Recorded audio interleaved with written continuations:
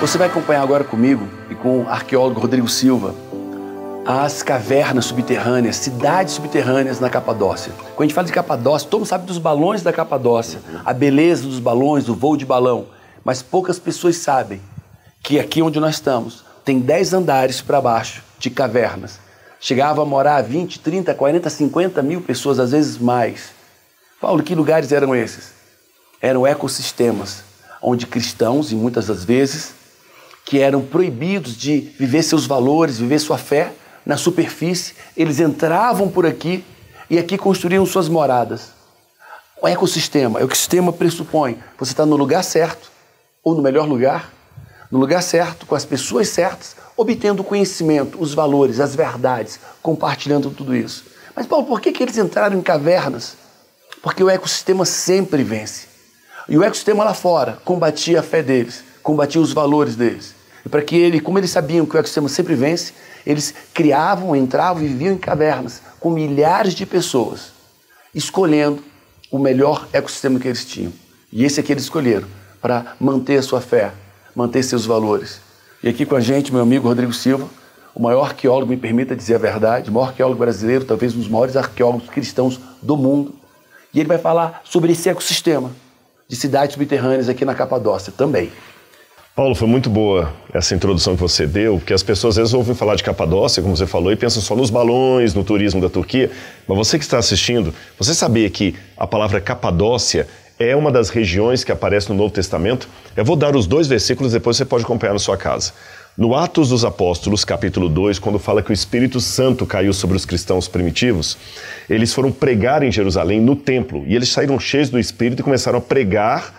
E cada um dos que estavam ali entenderam o seu próprio idioma. Era festa religiosa e Jerusalém estava cheia de turistas, de peregrinos de toda a parte do mundo que não falavam hebraico. E cada um se surpreendia de ver aqueles homens rudes galileus pregando na sua própria língua. Na língua de cada cidade, de cada idioma. E ali é interessante que quando eles ficam atônitos, eles perguntam assim, lê lá depois na sua Bíblia. Não são esses galileus? Como é que nós os ouvimos falar em nossa própria língua, nosso próprio idioma? Porque ali havia pessoas da Macedônia, da Frígia, do Ponto, da Média, da Mesopotâmia, da Capadócia. A segunda vez que a Capadócia é mencionada na Bíblia é quando o apóstolo Pedro manda uma carta para cristãos que se converteram e moravam na Capadócia. Certamente daquela leva que foi a Jerusalém e ouviu a pregação através de Pedro pelo Espírito Santo, se converteram e quando voltaram para cá, fundaram igrejas cristãs. Aí na primeira carta de Pedro no Novo Testamento, ele cumprimenta a igreja, fala assim, Pedro, a todos os irmãos que estão espalhados na diáspora, a todos os irmãos da Capadócia. Então nós estamos numa região que recebeu a carta de Pedro. Das cidades, ele fala, acho que é no final de Pedro, nessa parte, que ele fala que as pessoas estão nos seus escondidas. Na verdade, quem fala é Paulo, e Paulo fala de maneira até profética, porque Paulo fala, está na carta de Paulo aos Hebreus, quando ele fala daqueles que morreram pela fé, aguardando a promessa. E quando ele fala dessa promessa, ele fala que Hebreus capítulo 11, eu vou pedir licença para ler aqui, Hebreus capítulo 11, versículo 38. Ele fala de vários cristãos que foram mortos pela espada, outros na arena, outros afligidos, maltratados, e ele diz no verso 38, Hebreus 11, 38, o mundo não era digno deles. Vagaram pelos desertos e montes, pelas cavernas e grutas. Olha aí. Essa caverna aqui, Paulo, em que nós estamos agora, vamos falar um pouquinho da geografia dela. Tudo indica que por volta de 1700 a.C. já havia indício de fazerem essas cavernas. Parece que foram os hititas, um povo que morou aqui há milhares de anos e que são mencionados na Bíblia. Quando você ouve falar de hititas e hebreus, é a mesma coisa. eles ajudaram a fazer essas cavernas, porque a rocha que é muito fácil de escavar. Depois vieram os frígios e usaram aqui para guardar animais, para se esconder na época do frio. Do calor. Porque aqui a temperatura, mesmo no verão, é 10, 12 graus constante. Então, 12 graus para o verão é refrescante e para o inverno é menos frio do que lá fora. Porque ontem a gente pegou menos 7 graus. Exatamente, bem frio, bem frio. Agora, na época do segundo para o terceiro século, veio um outro grupo refugiado aqui. Não eram frígios mais, não eram hititas, eram cristãos, que estavam sendo perseguidos por Roma, especialmente quando começa a perseguição depois de Diocleciano, no quarto século, muitos cristãos se refugiam nessas cavernas. E como você falou, essa aqui é uma de 120 cavernas que foram mapeadas, algumas com 12 andares, outras com 20 andares. Acho que vai ficar mais fácil para o pessoal entender assim. Você já brincou, Paulo, ou já viu pelo menos aqueles aquários que tem... Formigueiro. Não é de peixe, né? O pessoal coloca ali e a formiga vai fazendo... E você vê pelo vidro os túneis que elas vão fazendo. Exatamente. Assim eram essas cavernas, são ainda. É lógico que nós estamos fazendo esse vídeo aqui, mas no passado, onde nós estamos aqui, estava completamente sepultado. Ou seja, quem estava do lado de fora não via esse quarto aqui. Tá certo? É porque teve erosão, então esse buraco aqui teve erosão, tá certo? Agora, vejam que interessante, morava uma família aqui. E o que eles tinham? Vou mostrar algumas curiosidades para você, Paulo. Aqui, olha, tá vendo esse buraco? Ó, minha mão sai do outro lado lá. Tá vendo? Aqui é para amarrar uma corda e prender algum animal aqui. Uma ovelhinha, quem sabe até um jumentinho, algum animal pequeno era amarrado aqui. Essa parte aqui, deixa eu ficar para cá, eles pisavam a uva para fazer vinho. E escorriam o vinho e colhiam o vinho aqui. No lagar. Um lagar.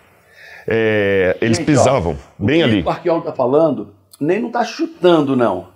Você vê que existe um revestimento ali, tá? Você vê que existe um revestimento para vedar, para não ter, para impermeabilizar, você vê. E esse é o formato onde se fazia uva. Botava-se a uva, se pisava a uva aqui, essa uva depois eles abriam aqui, tem um diquezinho, ó, e ela ia acumulando aqui no lagar. E agora eu vou fazer uma elucubração aqui, pretensiosa. Aqui poderia ser o acúmulo das uvas, que eles colocavam por essa janelinha para ali. Aqui, onde eles recebiam a uva, olha aqui. Ali já tinha um buraco, um respirador. Um respirador, talvez por onde eles descessem as uvas, né, para não ter que estar entrando aqui dentro, já deixava que acumulava as uvas aqui, jogava ali, pisava, daqui caía para cá, né? E aqui talvez a entrada... Aqui provavelmente alguma entrada, mas ela ficava mais oculta, porque nós temos um outro quarto aqui, olha.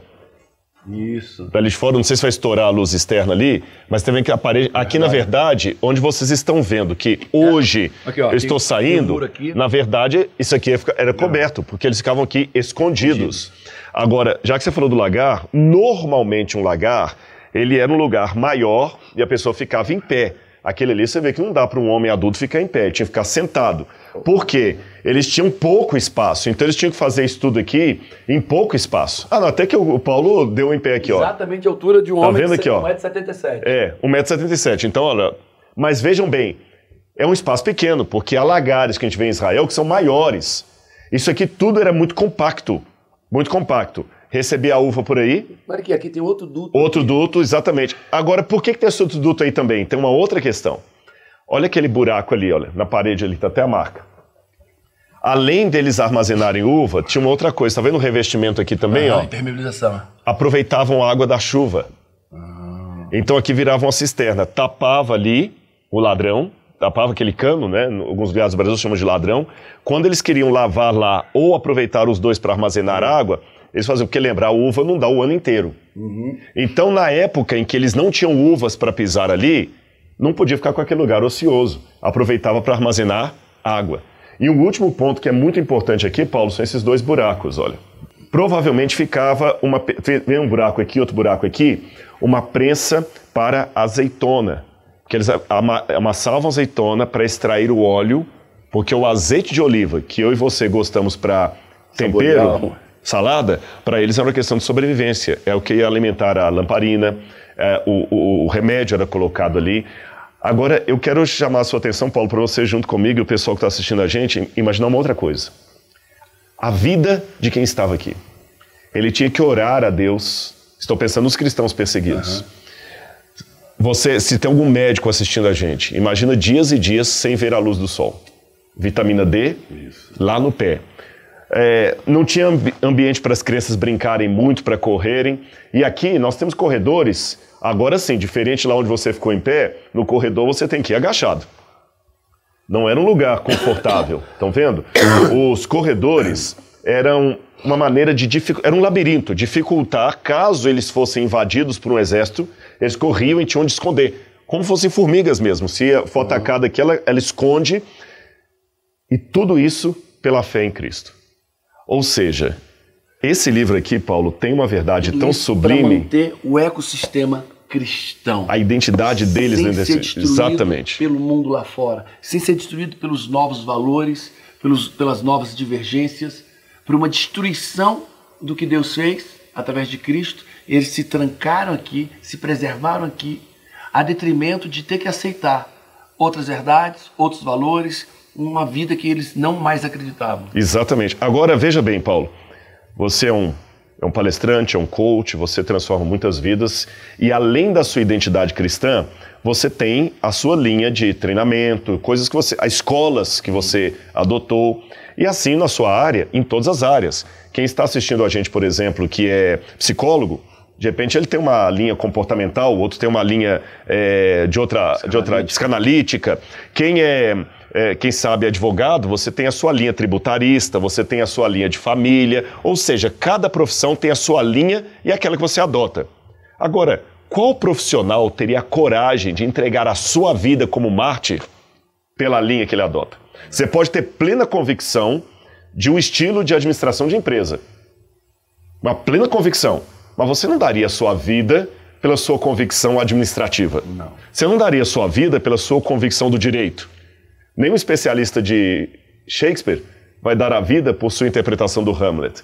Mas esse ecossistema era tão forte que eles tiveram coragem de dar a sua vida e renunciar à liberdade para seguir a Cristo aqui dentro. Uau! Não corrompendo, não destruindo a sua fé, suas crenças, seus valores. Exatamente, porque afinal de contas, já que estamos falando de Apocalipse, é no fim que está o princípio de todas as coisas. Uau!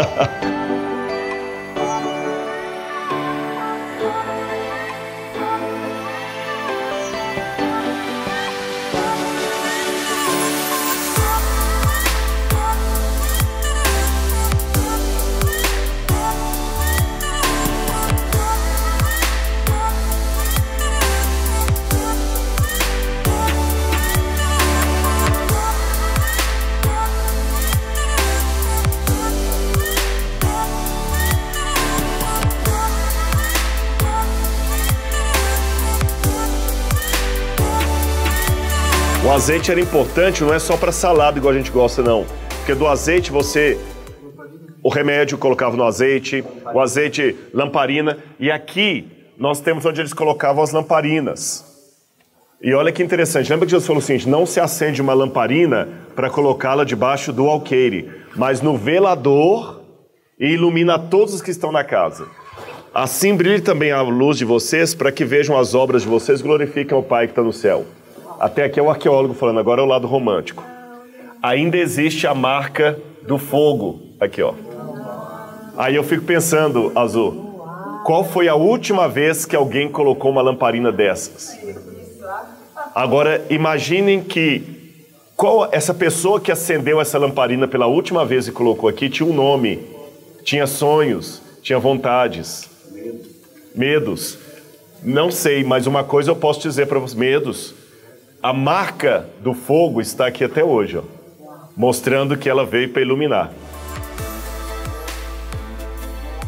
Os cristãos que viviam aqui na Capadócia eram descendentes daqueles judeus que se converteram a Jesus lá no Pentecostes, descrito no livro de Atos dos Apóstolos. Eles foram a Jerusalém como peregrinos na festa religiosa, se converteram a Jesus e voltaram para a Capadócia, agora messiânicos ou cristãos. E quando os seus descendentes foram morar aqui para se refugiar, Eles colocavam essas pedras para vedar a entrada. Caso um exército viesse, eles conseguiam rolar aqui e bloquear a entrada. E onde a arquitetura foi inspirada? Nos túmulos judaicos da época de Jesus. Ou seja, a arquitetura que eles usaram aqui era semelhante àquela que eles viam lá em Jerusalém, nos sepulcros. Foi isto que inspirou esse tipo de edificação que servia para protegê-los de um ataque inimigo. E aí, eu agora olho pra gente, todos os benefícios que Deus tem nos dado, e tem gente que está achando presunçosamente, como diz aqui, que esse deleite que Deus nos deu foi algo porque diz, cara, eu gostei de você, toma aqui, pá! Gostei de você, pá! O que nós não entendemos é que isso, o deleite que Deus tem nos proporcionado, é um meio, não um fim na nossa presunção. É um meio de nós levarmos a salvação para outras pessoas. É um meio, esse deleite que Deus tem nos dado, é uma maneira de alcançarmos outras vidas. Crianças, lares, famílias. Então, que nós possamos olhar para essa história, olhar para o que esses caras fizeram, porque não foi negociado, e olharmos e lermos Tiago 4, do primeiro versículo ao último versículo. Meus deleites, presunçosos, achar que os deleites que Deus tem me dado são fim em si mesmo, não meio de eu poder alcançar mais vidas.